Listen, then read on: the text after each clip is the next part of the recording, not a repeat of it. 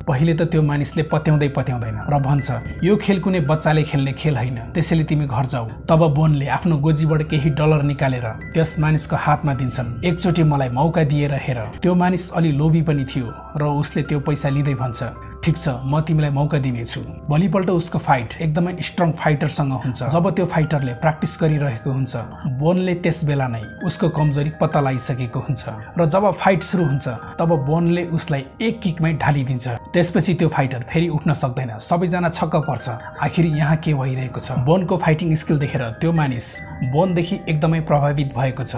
त्यसपछि त्यो व्यक्तिले बोनलाई अरू पनि ठुलो फाइटहरूमा समावेश गराउँछ र नयाँ ठाउँहरूमा लगेर फाइट गराउँछ। त्यो व्यक्ति अब बोनको साथी भइसकेको थियो, तर एकपटक उनीहरूको अपोनेन्टले जितको पैसा दिन इन्कार गरिदिन्छ र भन्छ यदि पैसा चाहियो भने यहाँबाट निकालेर लैजा। त्यसपछि बोनले उनीहरूको सबै ग्याङलाई एक एक गरी धुलाई हानिदिन्छ।